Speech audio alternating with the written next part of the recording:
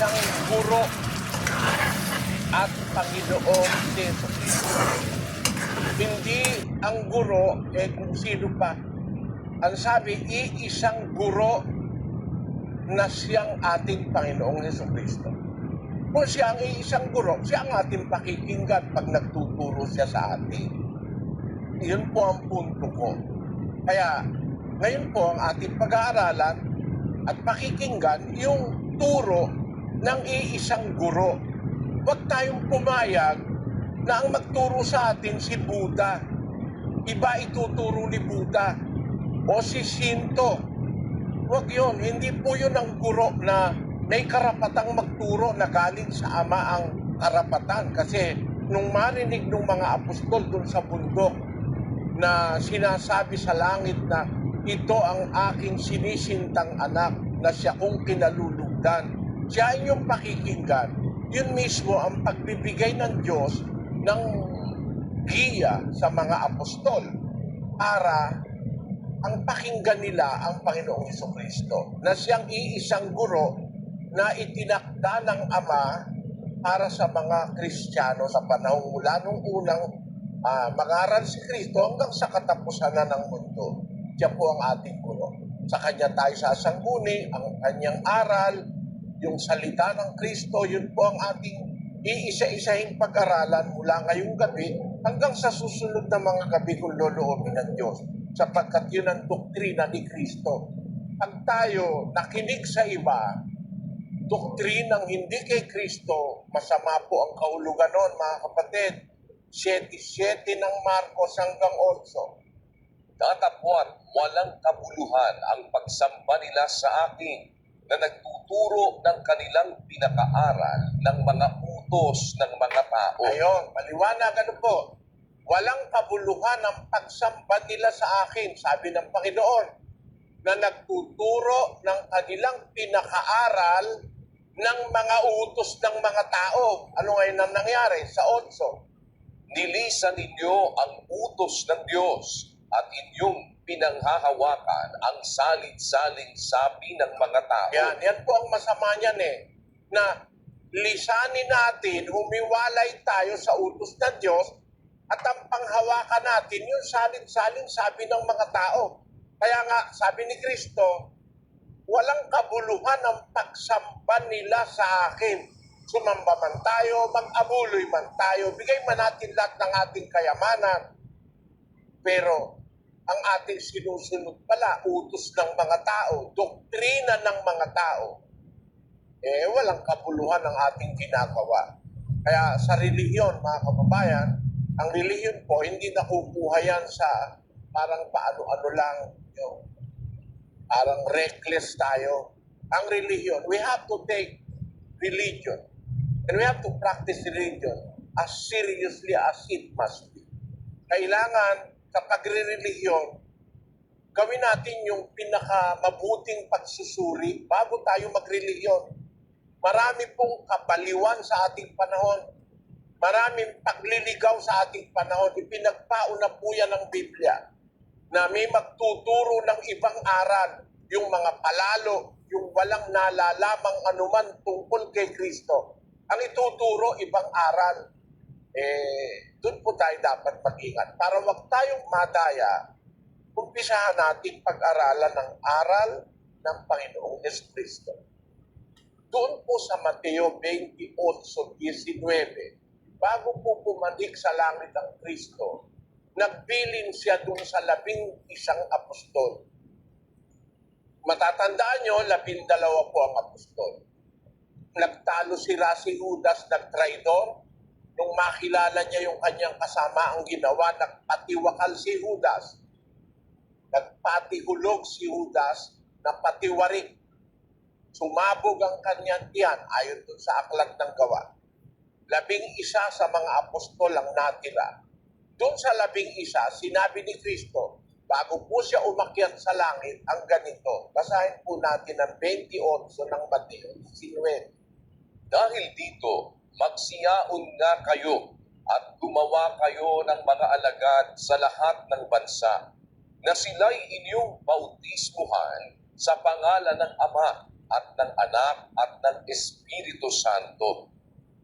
Na ituro ninyo sa kanila na kanilang ganapin ang lahat ng mga bagay na iniutos ko sa inyo.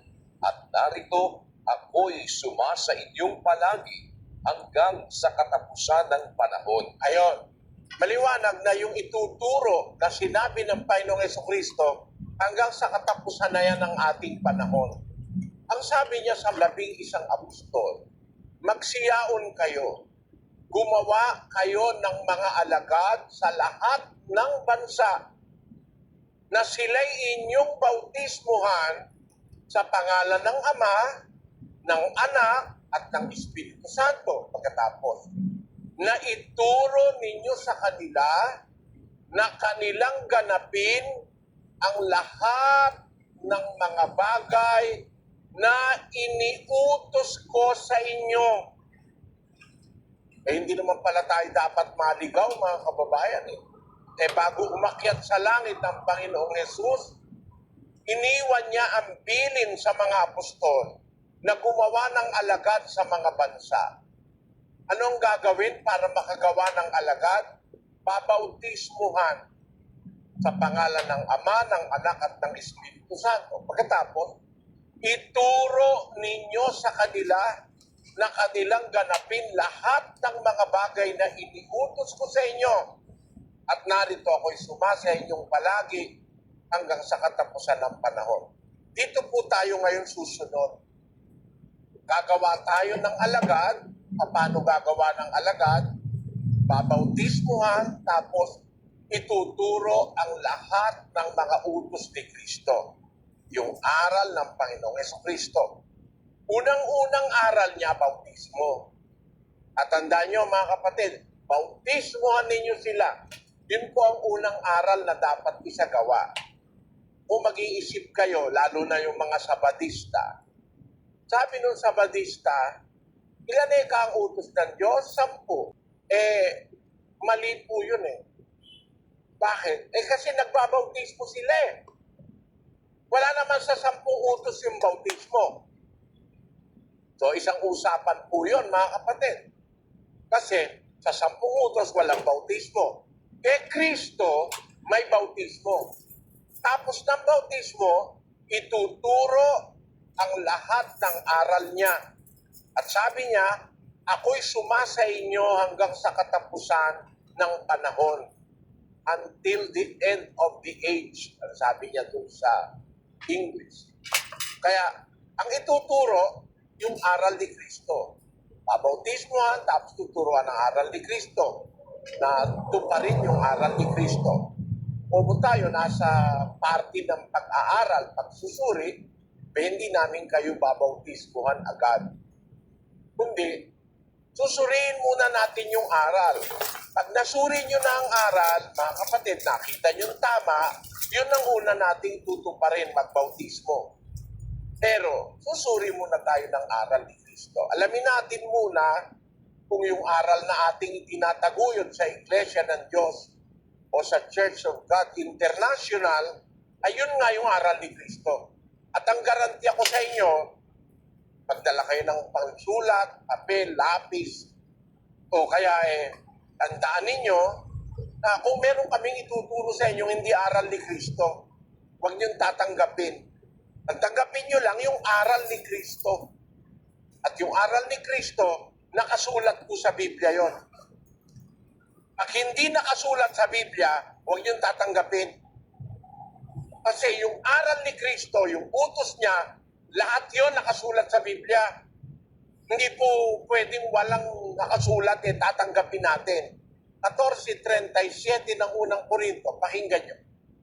Kung iniisip ni naman na siya'y propeta o ayon sa Espiritu, ay kilalanin niya ang mga bagay na sa inyo'y isinusulat ko na pawang utos ng Panginoon. Ayun ang sabi ng mga apostol.